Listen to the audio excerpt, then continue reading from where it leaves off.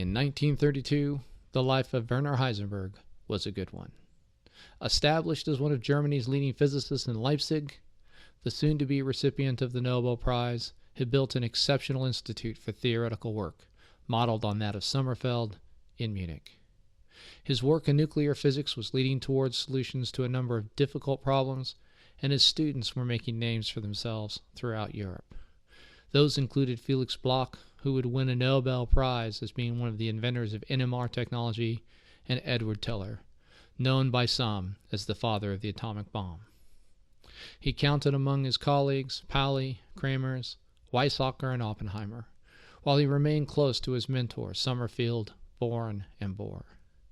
In his personal life, he settled into the upper strata of social circles in Leipzig, enjoying an atmosphere where he could participate both intellectually and musically. On weekends and holidays, he was often out hiking or skiing with colleagues and students, reenacting the life of a pathfinder leader amongst the community he had assembled around himself. In 1933, however, this was all to change. Adolf Hitler, a man arrested in Munich for rebellion against the Weimar Republic that had been launched in a beer hall, had been elected Chancellor of Germany with the support of the elder general and war hero Paul Hindenburg. With the rise to power of the National Socialist German Workers' Party, led at many levels by men who, like Heisenberg, had been leaders in the Pathfinder movement, though with a faction aligned with German nationalism, the arc of Germany's future was radically altered, and with it, the trajectory of German physics and the man most identified with it. The next 12 years would forever change physics and how it was viewed, and Werner Heisenberg would not fare well in that transformation. Hello, and welcome to the Scientific Odyssey.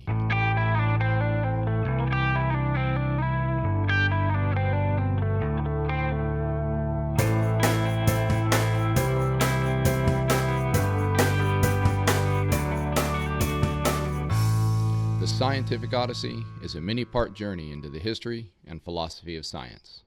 My name is Chad Davies, and I'm the writer, host, and producer of the podcast, where we consider the ideas, processes, and results of over 2,500 years of scientific inquiry and discovery. Episode 2.16.5 Supplemental Heisenberg Conflict, Accommodation, and Rehabilitation. Before I begin the subject matter for this episode, let me say that this has been the hardest thing I've had to write to date. There are a few reasons for that. First, the subject matter is inherently dark.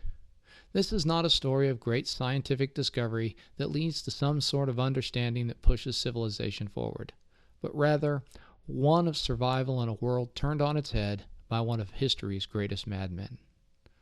Apart from some of the issues surrounding the German nuclear project, there really is very little science to talk about at all in this episode. Instead, we're going to look at the types of compromises and difficult decisions scientists sometimes have to make when working in a society governed by some greater power. While this part of the story will revolve around Heisenberg, it is one that could be told about any number of scientists who worked in and for the Third Reich.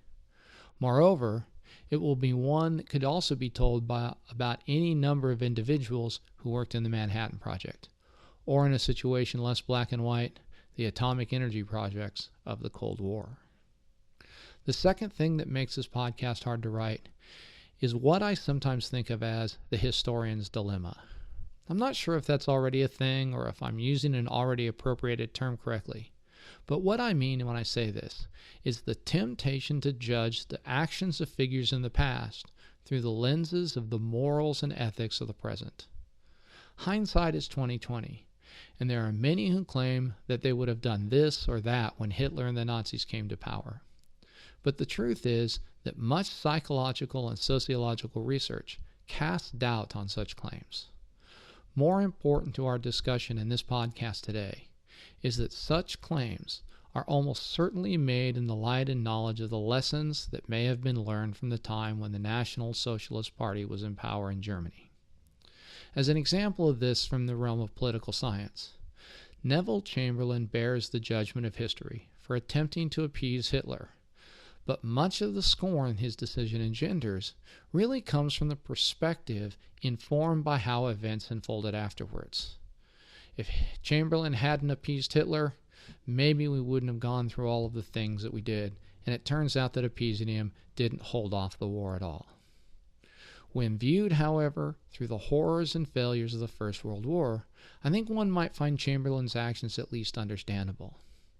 The same can be said for other situations, such as with Heisenberg. When trying to understand Heisenberg during this time, it has been a struggle to sort through the source material to get a fuller picture of how a man who was so close to men such as Born, Bohr, and Pauli, all of whom were either of Jewish heritage or married to someone who was, could have had any sort of common cause with those whose ideology was so hateful and twisted. Third, the subject matter is just messy. There are so many details to keep track of and to decide whether to include or set aside in terms of the greater narrative. I don't want to oversimplify and thus produce a caricature of the events and figures involved. But on the other hand, the complexity of events just in the arena in which Heisenberg found himself is enough to stall and crash the craft of our narrative. It has been quite a challenge to distill what I have determined to be both essential and that also captures the fundamental essence of the time. As I've worked through the material, I've gained an enormous respect for those who write and interpret history. Never again will I begrudge Dan Carlin his long periods between episodes of Hardcore History. For those who want a fuller picture, I would once again recommend David Cassidy's biography of Heisenberg titled Beyond Uncertainty. It is, without question, the definitive biography of the physicist, and in it you can read about all the twists and turns of Heisenberg's negotiations through the twisted landscape of Nazi politics, with its dual focuses on ideology and propaganda. Finally, I want to be clear that this is my distilling of the events and their meaning. I'm not a historian, and thus I'm sure I'll make some pretty rookie mistakes in treading into the much deeper and murkier waters of political history that, as I've said before, is so much more complex than the comparatively simple physical systems I generally study.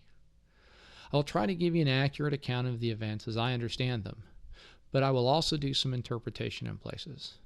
I'll try to be clear when I'm speculating, but, as I've done in a few other places in this podcast, I'd like to share my thoughts both as a scientist and as a product of a strong liberal arts education. You may not agree with my thoughts or opinions, and I want you to know that I'm okay with that. These things are just that, thoughts and opinions, and I expect that there will be those out there who disagree with them. If that is, in fact, the case, as I expect it to be, my hope is that what I have offered will not offend so much as spur you to think deeply about the opinions I've offered and come up with counterpoints based in reason and critical thinking to rebut me with. If you decide to do this, I would encourage you to leave comments and criticisms on the podcast website, www.thescientificodyssey.typepad.com, or on our Facebook page. I'd really like to read what you have to think and have to say about Heisenberg and his work in Germany between 1933 and 1945. On a personal note, this episode has been delayed due to the passing of my mother-in-law, Della Mae Holt. I would like to dedicate this episode to her memory and to the devotion of her children, Bonnie, Robert, Michael, Robin, and my wife, Kathy, who remained by her side throughout the final month of her life. Memory eternal.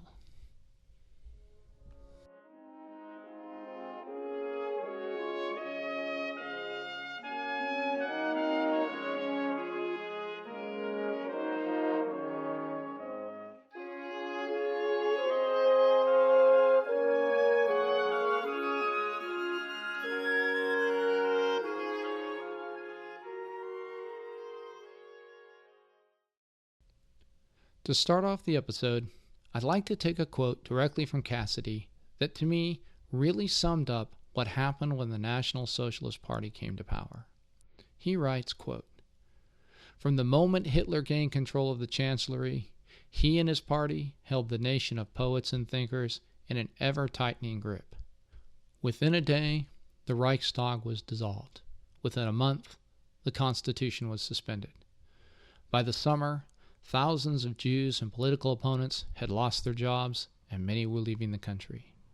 The first concentration camps, intended to concentrate opponents, criminals, and other desirables in a common prison, were already in operation. Political efforts to halt the Nationalist Socialist takeover were thwarted by the imposition of one-party rule. A year later, by the end of August 1934, Hitler had created for himself the position of National Führer, the unquestioned leader of Germany. The Nazi dictatorship had stamped out Germany's first democracy. Unquote. When the National Socialists came to power, as I've mentioned in previous episodes, one of the first things they did was ban all those unacceptable from civil service positions. While this classification included a number of individuals from many groups, including homosexuals and communists, the largest community affected were, of course, those of Jewish heritage. As all universities in the Reich were state-run rather than private, this included all Jewish members of their faculties. How many individuals did this affect?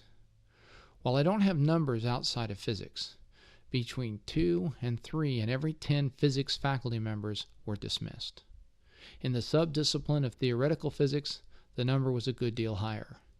As you'll recall, this was due to the lower prestige the field had held for a long time, which led to it attracting the best and brightest of those very liminal groups Hitler would now ban. Those affected included great thinkers such as Einstein, Schrödinger, and Born. Less obvious, but perhaps more importantly, so were many faculty at lower-level institutes and gymnasia who were responsible for the initial identification and training of talented students. Those not expressly forbidden to hold positions now had a decision to make. Did they resign their positions in solidarity with their dismissed colleagues, or did they stay and by doing so seem to lend their tacit acceptance of the actions of the Nazis and their policies? Heisenberg, as one of the most highly regarded professors in Germany, was thrown into something of a crisis. While he was horrified by the actions of a political group he in no way supported, he was also an ardent German nationalist, and he had students he was responsible for. In this time, he turned to the most senior and respected of all German physicists, Max Planck. Planck advised that he stay in his position and work within the system, along with him, Sommerfeld, and a few others to try to arrive at a solution, something Heisenberg was leaning towards anyway. This is the first place where I think we can really say that hindsight is 20/20, as I mentioned earlier. Planck, Sommerfeld, and Heisenberg had no idea just what they were dealing with in Hitler and his cronies. All three of these guys had experience dealing with systems of government that could be manipulated and bent to reason, or at least to the collective will of the upper middle class. This had certainly been the case with the Weimar Republic, and was true even during the reign of Wilhelm II prior to the First World War. Planck thought that if those dismissed could just hold out from actually resigning their positions for long enough, he and the other physics faculty who were still there could bring enough pressure to bear on the government that government would relent and allow them back in their positions. Initially, Heisenberg was part of a group that wrote strong letters of protest and that supported Planck's efforts to have at least part of the ban reversed. For a time, it even seemed that the old physicist was making headway. Planck was granted an audience with Hitler, but when he made the case that the new civil service laws threatened to cripple German physics for at least a generation, Hitler is said to have responded, quote, "Then Germany will just have to do without physics for a while," unquote. Planck's mistake was believing Hitler when he had indicated that his party would abide by the tacit rules and agreements which European governments had long consented to, including those which insulated institutions of higher education from direct involvements in politics and political ideology, even if that was, at times, only a one-way road. Hitler, of course, had no intention of running his country by those rules, something those who had read Mein Kampf carefully might have been able to deduce. With these words, the matter was closed for discussion, but the remaining faculty was able to retain a certain level of autonomy and freedom, at least initially. This, however, came at a cost that many did not fully understand or appreciate at the time. You see, the Nazis didn't really care much about the academics, especially in fields that could not be specifically used for rebuilding or rearmament or in supporting the ideology, fields such as theoretical physics. However, what these faculty were useful for was to give a certain level of credibility to the government at the time. When a U.S. university, for example, would claim that the German government was in violation of human rights or typical diplomatic protocols, the Nazis could say, "Look, how can we be such a bad actor on the global stage? Didn't our Professor Heisenberg just travel to your university to give lectures that aided your faculty? Didn't your institution benefit from the exchange of ideas with our citizen, who we've not restricted in any way?" In this fashion, Heisenberg and many like him became somewhat unwitting pawns in the efforts of Nazi propaganda. In exchange for being allowed to continue to do and teach physics in a mostly unhindered fashion, Heisenberg and those like him who remained in Germany lent support as the Nazis took full control of all of the apparatuses of the state. There was an unspoken quid pro quo. We leave you alone to do your thing. You give us cover while we slowly turn Germany into a complete police state. For the first couple of years, this arrangement worked pretty well for Heisenberg in Leipzig. But all of that would change when his old mentor, Arnold Sommerfeld, announced his retirement in 1935.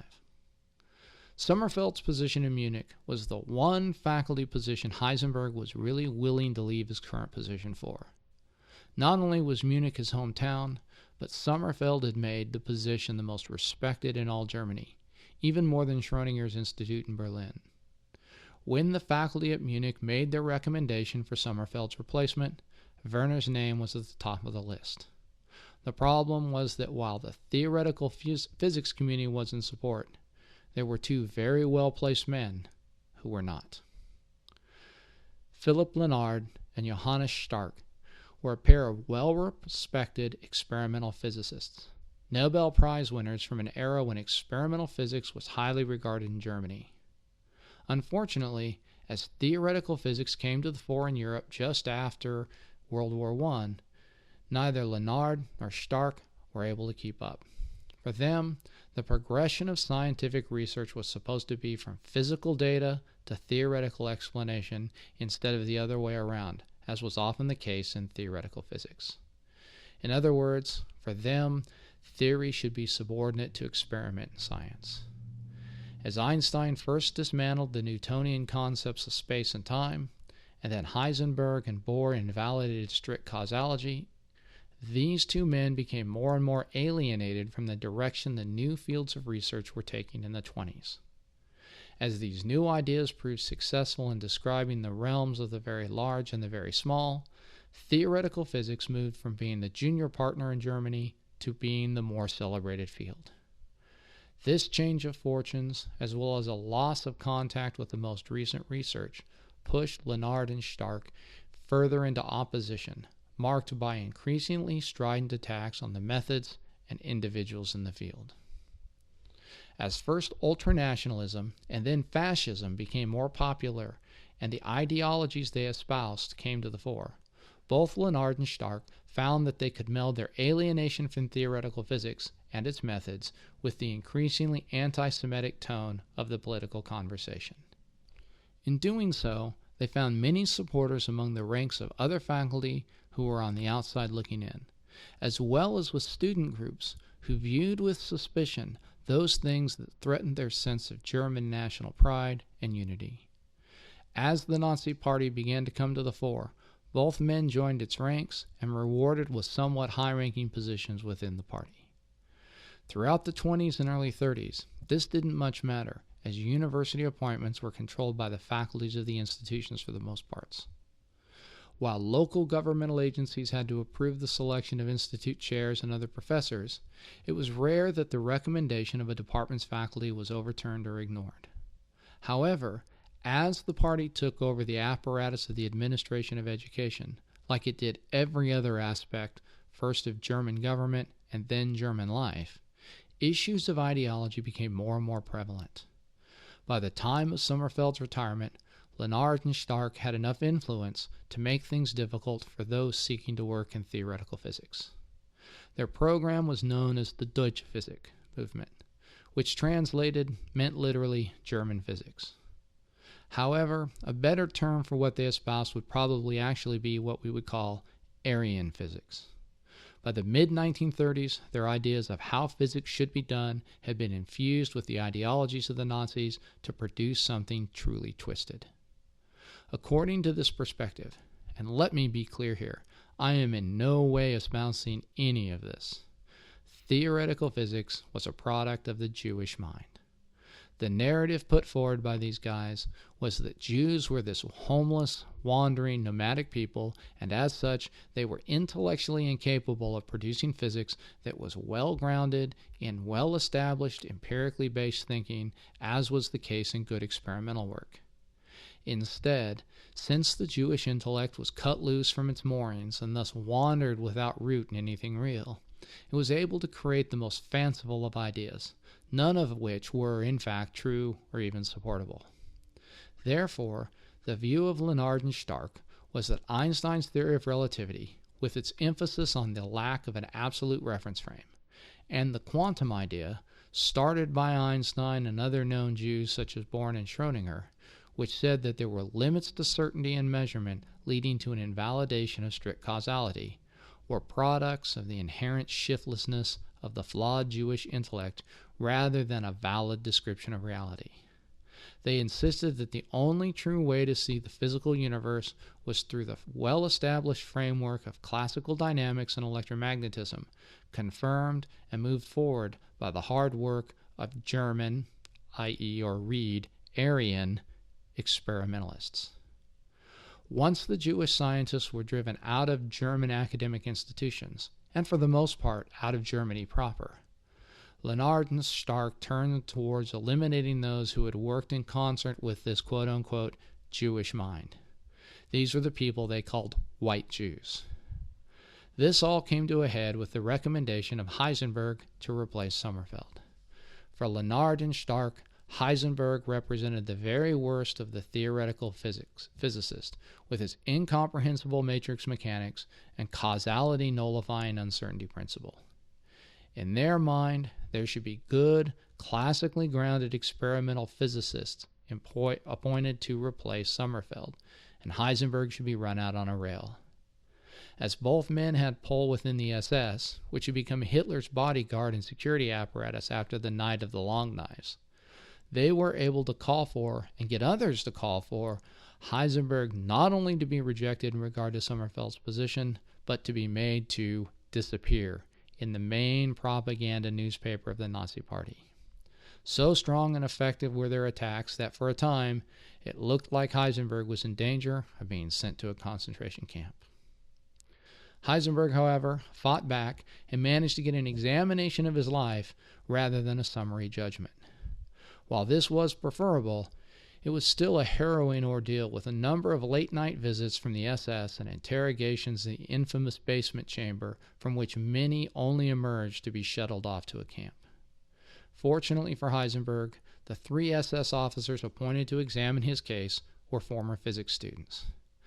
As they looked at his work and his life, they found no basis for the claims being made, and they also became known as Heisenberg men because of their conversion to his side of the affair. At the conclusion of their examination, they failed to find any improprieties in the professor's life that might prove damning.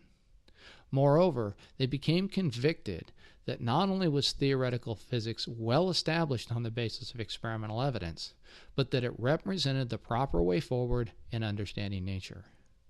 More importantly, however, they were able to report that the fundamental teachings of the discipline contravened no ideological positions within the party.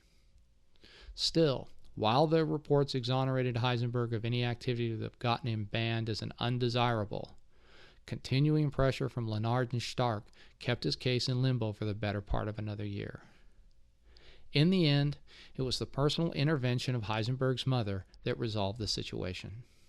Turns out that she and Heinrich Himmler's mother were close, and so, As the process of determining Heisenberg's fate bogged down, the two met, and Heisenberg's mother was able to persuade Himmler's mother to apply a bit of pressure to have the case resolved.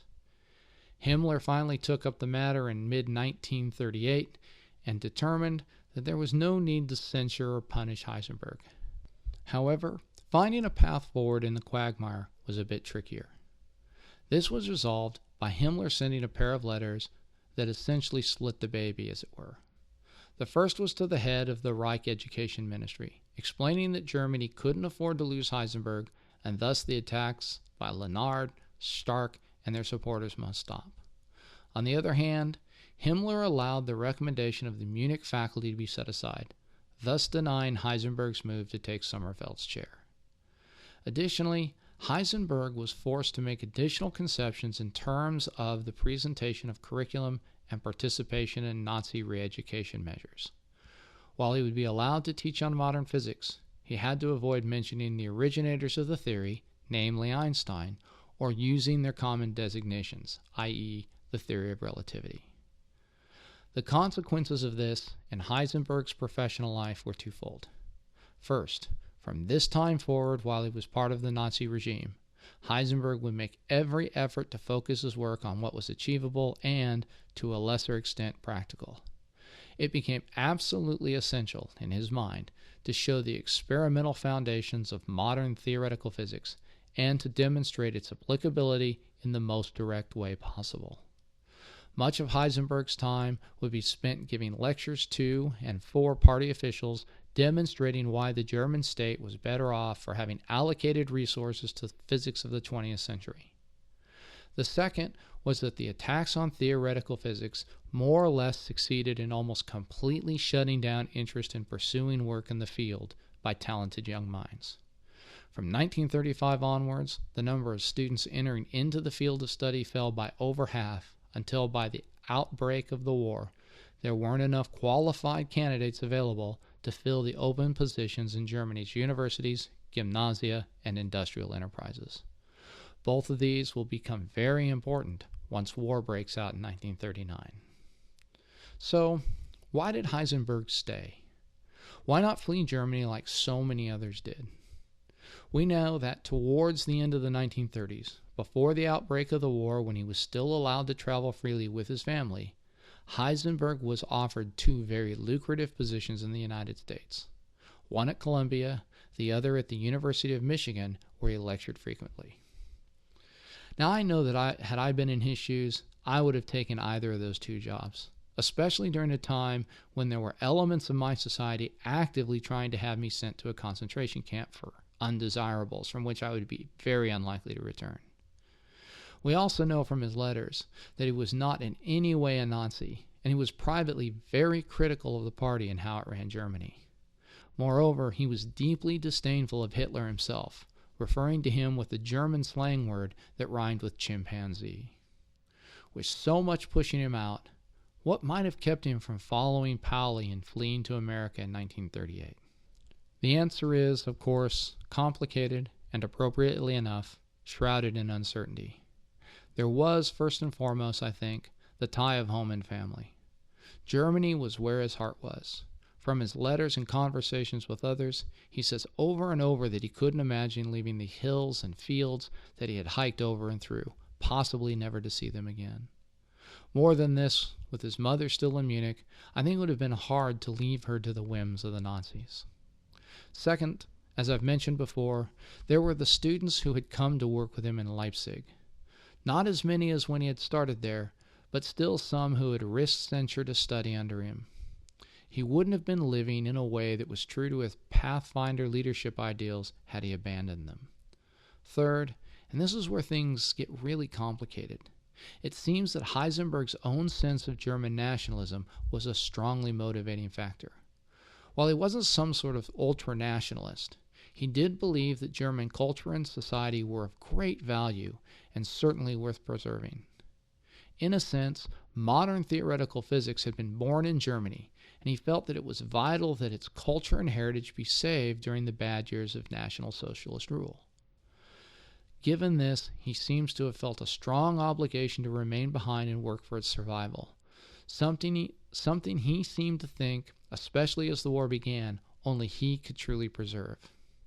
However, in this motive, we can also see a hint of the almost arrogance that marked Heisenberg's intellect. It was part of what allowed him to take the great risks and make the daring leaps in his scientific work, but it also led him during this period to overestimate his ability to influence the path of science in Nazi Germany. Rather than being able to reform it from the inside as he hoped, he would be bent to its will on more than one occasion. Only during the last 3 years of the Reich, when he had been appointed as co-director of the nuclear energy project, did he have enough clout to affect any of the substantial change in policy, and by then it was far too late.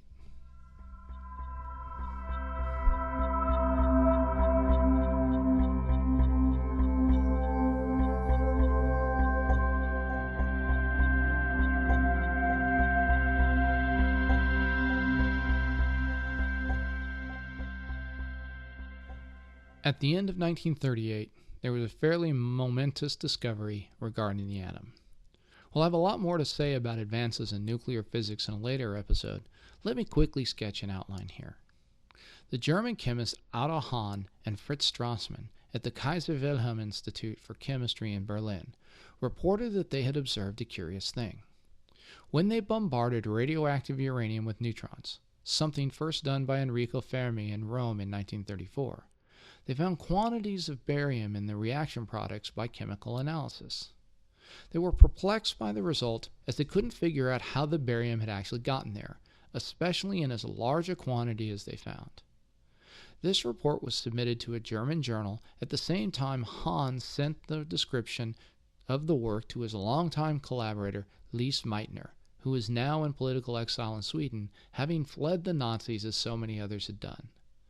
Meitner, along with her nephew, Robert Otto Frisch, realized that what must have happened is that the nucleus of the uranium atom had absorbed the neutron and then split into multiple smaller nuclei. Meitner worked out the specific details of the division, or fission as it came to be called, using Bohr's liquid drop model of the nucleus in early 1939, and then Frisch confirmed the hypothesis experimentally.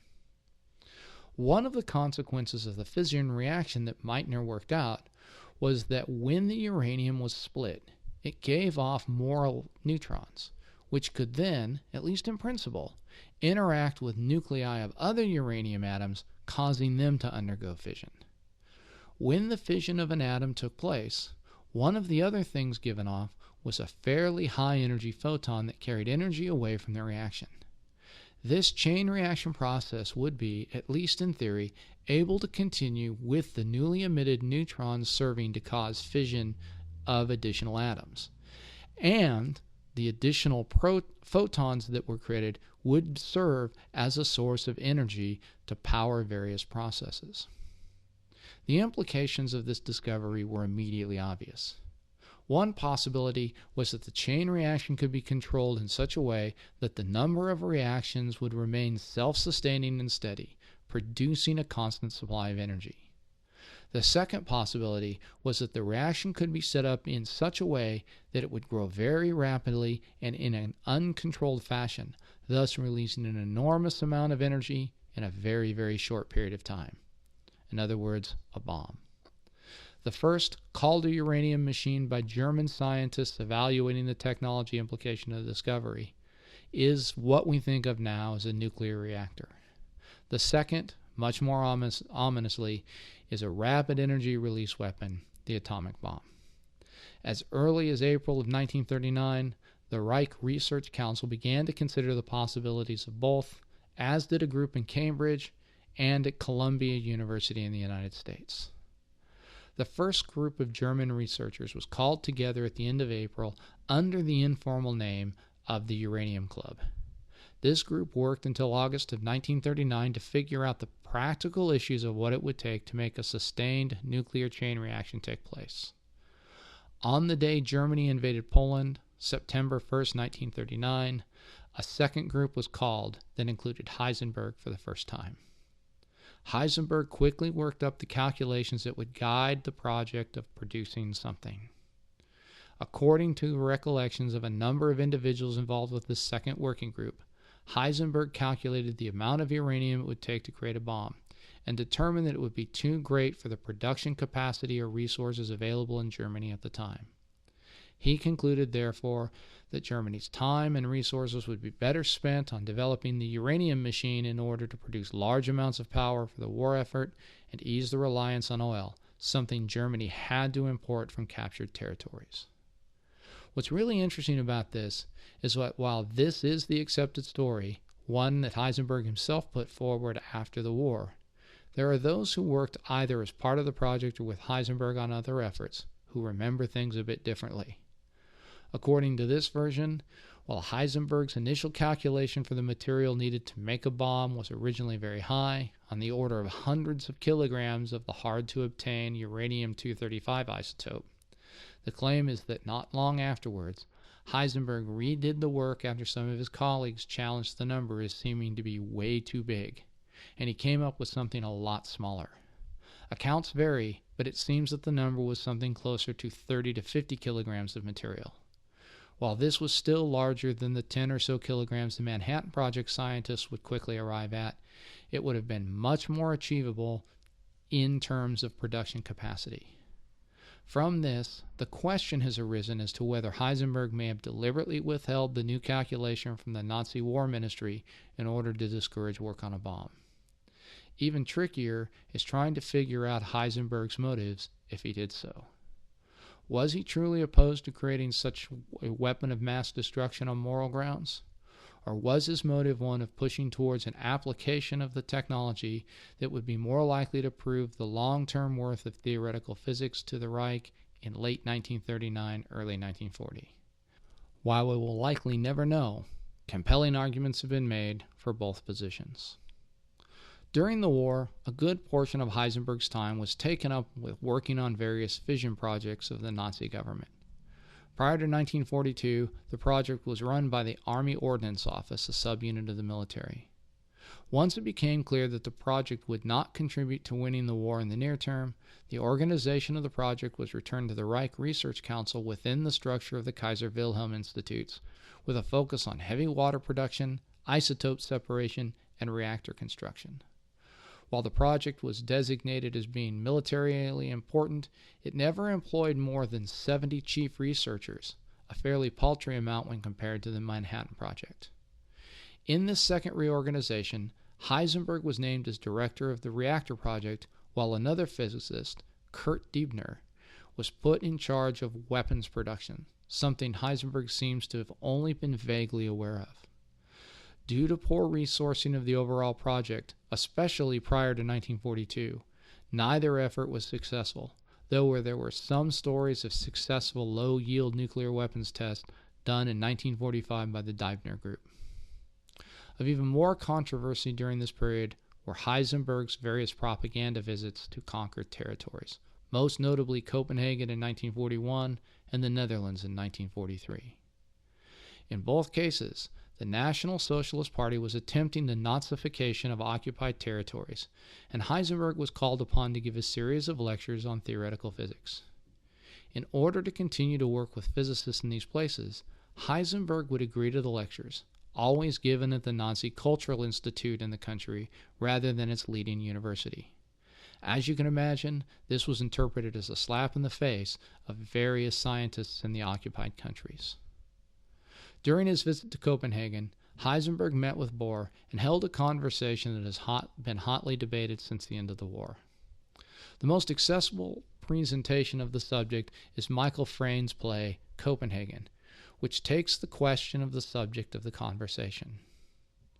Did Heisenberg try to warn Bohr about the German nuclear research with the possibility of constructing a bomb, and then raise questions about the morality of the scientists participating in such activities? This was what both Heisenberg claimed, and both interviews he gave along with drafts of letters released from Bohr's archives in 2002 seemed to support. Unfortunately, due to the possibility that Heisenberg and Bohr's conversation would be monitored, Heisenberg was only able to speak in vague terms and thus he misinterpreted Bohr's shock at Germany being willing to use this technology in a way that would be a bomb as disbelief that it could be done, thus ending the conversation. Nevertheless, when Bohr fled Denmark in 1943, he was immediately incorporated into the Manhattan Project as less a technical advisor and more a philosophical and moral one.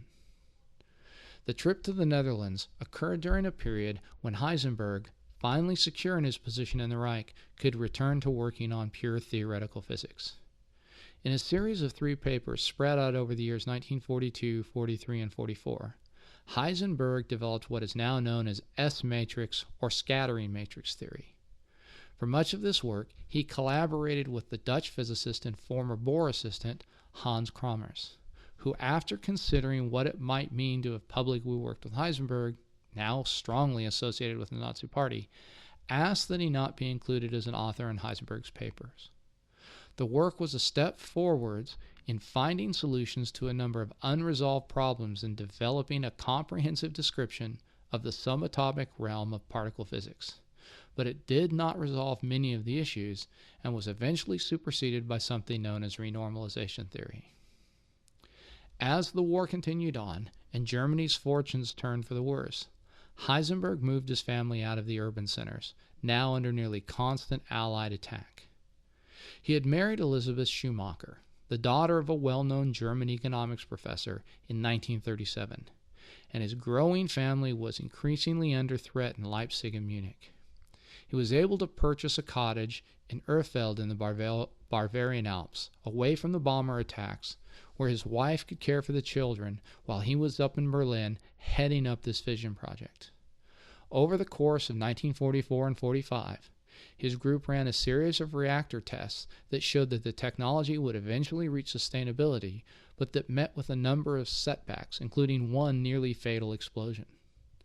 As the bombers began to pound Berlin with frightening regularity, the project was delayed by a move to Hagerloch on the edge of the Black Forest, a region that would eventually become part of the French occupation zone. It was at this point that the project, while preparing for another test of a reactor that may well have been able to create a controlled chain reaction, that the American and British-led Operation Alsos became involved in what was going on. This military unit was tasked with collecting as much German scientific material and knowledge as possible for the British and American use, with the specific intention of keeping it from the French and Russian hands. In mid-April of 1945, the unit had located the area in which the reactor work was being done, and with the support of American troops, it captured the reactor, most of the material needed to create fission reactions, a lot of the project's documents, and a number of scientists, including Otto Hahn. The operation, however, failed to capture Heisenberg, who was now staying in his retreat in Ehrlich. On May 1st, during a rather daring Alpine raid, the unit was able to capture and arrest Heisenberg and quickly spirit him out of the region. Over time, Heisenberg was transported to Farm Hall in Britain, where he was kept with 8 other project scientists and 1 German physicist who hadn't worked on the project, but who was trusted by the rest. Unknown to the group, MI6 had wired the entire place and was recording the conversations of the scientists to see whether they knew anything and whether what they knew would be of any use to the Manhattan Project. What they learned surprised them. The German team hadn't been nearly as far along as everyone had assumed. Moreover, the Germans thought that they had a substantial lead on any Allied fission project, a misconception that would be brutally dispelled on the afternoon of August 7th when they learned of the bombing of Hiroshima. The reaction to the news by Heisenberg and his colleagues was initially one of shocked disbelief that turned to frustration and sadness. While many of them had deep reservations to weaponizing the technology, they were disheartened by the fact that they had missed so badly. This sense of failure soon turned philosophical, as the group wondered if maybe they had dodged a bullet by not producing the one thing that might have rescued Germany's fortunes as their enemies closed in. A conversation, which I'd like to quote verbatim for you now, which was recorded at Farm Hall, reveals the mood of the group. Otto Hahn begins, "Of course, we were unable to work at that scale. Heisenberg responds, "One can say that the first time large funds were made available in Germany was in 1942 after that meeting with Rust, when we had convinced him that we had absolutely definite proof that it could be done. On the other hand, the whole heavy water business, which I did everything I could to further, cannot produce an explosion." Another scientist by the name of Hartek replied, "Not until the engine is running." Weizsäcker then says, "How many people were working on V1 and V2 rockets?" Deibner responds, "Thousands worked on that." Heisenberg, "We wouldn't have had the moral courage to recommend to the government in the spring of 1942 that they should employ 120,000 men just for building the thing up. I would say that I was absolutely convinced of the possibility of our making a uranium engine, but I never thought we would make a bomb. And at the bottom of my heart, I was really glad that it was to be an engine and not a bomb. I must admit that." It's the end of the quotation. The group then produced an unofficial statement regarding their work with fission that was designed to serve the end of relaying the idea that the Germans had not been in a race with the Allies to produce a bomb. To this, Cassidy writes, quote, "Explaining why Germany never achieved even a chain reaction, let alone an atomic bomb, Heisenberg and his co-authors argued in their August 7th statement that by the end of 1941 they had come to the conclusion that they would be able to build a machine, a reactor. On the other hand, they continued, it was the view of the researchers that the conditions for the production of a bomb were at that time not available within the framework of the technical possibilities then accessible in Germany. Thus, they were not engaging in any race with the Allies to build a bomb, mainly because the available resources did not permit it. Instead, they continued, the further work therefore concentrated on the problem of the machine for which, in addition to uranium, heavy water is required. That work was slowed by the limited supply of heavy water, but they nearly achieved a chain reaction by the time the war ended." Unquote. Of course, the statement clearly neglects the work of Deibner's group that was more clandestine, and the warning Heisenberg himself had given bore as far back as 1941. The group was kept in England for just over 8 months with almost no contact with the outside world. During that time, Heisenberg had no contact with his family and was left to wonder what had become of them. In 1946, he was moved back to the English occupation zone in northern Germany and was allowed, eventually, to settle in Göttingen. It was during this time that his wife finally managed to negotiate the almost hopelessly tangled transportation infrastructure and be united with her husband. It would be around Heisenberg at Göttingen that the British would build an institute for physics on the Cambridge model in hopes of reestablishing German science, and in this goal they would largely be successful as the post-war West German scientific establishment would grow. In time, Heisenberg would become influential in setting forth German nuclear policy, most notably by encouraging reactor construction while keeping German forces from carrying nuclear-tipped weapons in the NATO alliance.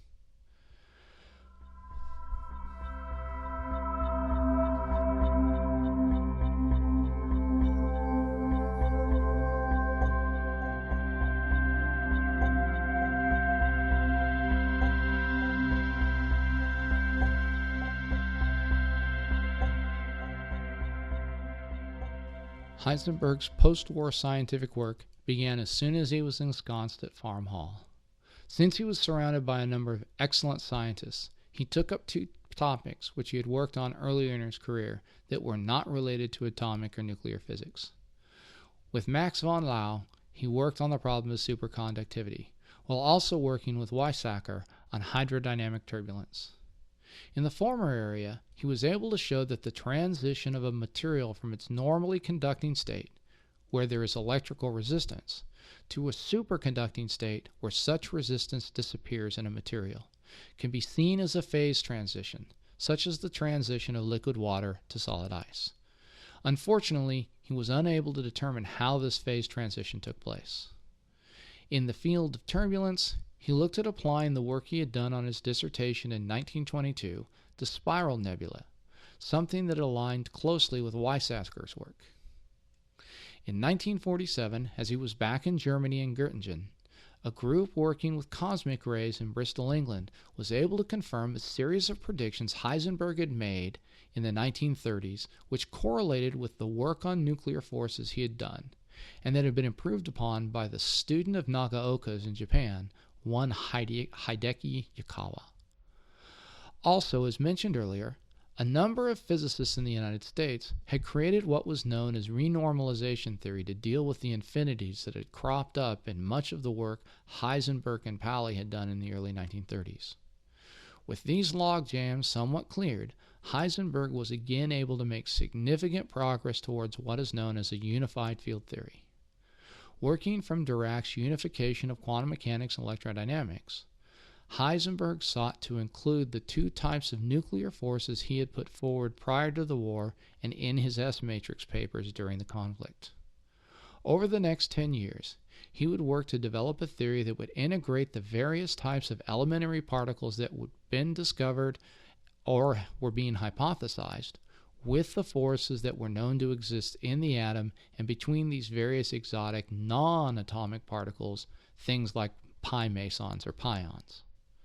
This theory, based off wave equations from both Dirac and Born, solved the problem of matter, creating disruptions of turbulence in the fields by unifying matter and fields in a nonlinear way.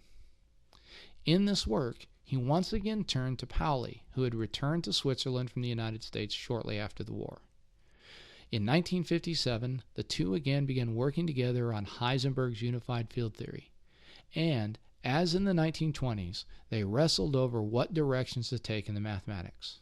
As always, Pauli was exacting in his standards, while Heisenberg jumped boldly into new areas and speculations.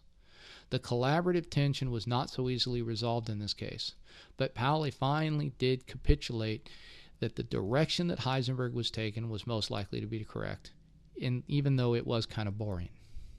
9 months after this, the two met again for more discussions, and from this work, Heisenberg was able to arrive at a very simple and elegant field equation that seemed to resolve a whole number of issues in the earlier mathematics.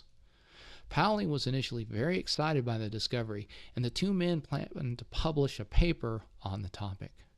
However, as he continued to work on the equation, Pauli found more and more problems with it and concluded that he couldn't add his name to the work.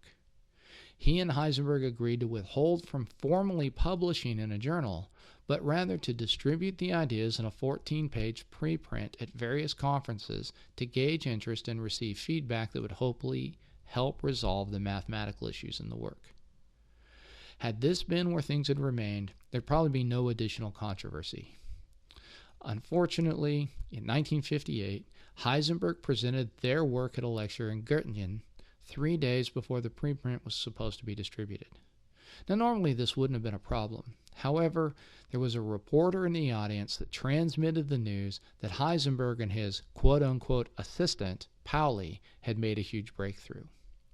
2 months later, Heisenberg again presented the equation at an invited presentation celebrating the occasion of Max Planck's 100th birthday before a gathered crowd of over 1,800 attendees. Headlines were splashed around the world that Heisenberg had found the, quote, master key to the universe, unquote. I can imagine that Pauli, a man of some great pride, was wounded deeply by the slight of being referred to as Heisenberg's assistant. Moreover, given his cautious nature, I'm also sure that he thought his colleague was moving much too quickly and without the necessary support or resolution of the remaining mathematical issues. 2 weeks after Heisenberg's presentation, Pauli withdrew his support of the equation.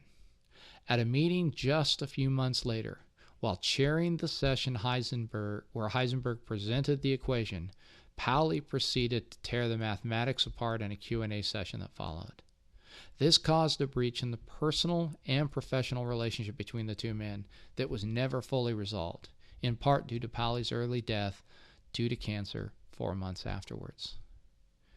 In the 1960s, Heisenberg's approach would be superseded by field equations that utilized what are now known as symmetry considerations. These would lead to what is now known as the Standard Model, something confirmed in the last few years with the CERN Large Hadron Collider's discovery of the Higgs boson. As he aged, Heisenberg became acutely aware that his ability to contribute to the work of physics was rapidly diminishing, and so he turned to the discussion of philosophy, namely the works of Plato, Aristotle, and Democritus, with a great emphasis on the transcendental properties of Platonism. As he grew older, he fell victim to an increasing number of ailments until, in 1975, he was diagnosed with cancer of the kidneys and gallbladder. He died peacefully on February 1st, 1976. The life of Heisenberg, especially during the years of the Nazi regime, offer many lessons to us, I think. For me, the consideration of the circumstances he faced and the decisions he made in response to them have been profoundly revelatory. While I was familiar with the history of the Nazi rise to power, it has taken the account of the life of one man to make that knowledge more relatable. While there are many stories of those who survived the atrocities of the National Socialists, the life of Heisenberg offers a different set of lessons, ones, I think, more valuable to many of us who are citizens of large bureaucratic governments who rely on the acquiescence of their populations to make policy decisions, often on the basis of ideology or propaganda.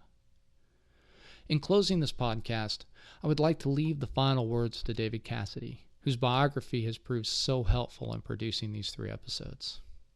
He writes, quote, "The response of Heisenberg and others to the onset of the Third Reich betrayed perhaps an understandable naivete about the nature of the new regime, a susceptibility to political manipulation, and a propensity for self-serving rationality in accommodation to the regime.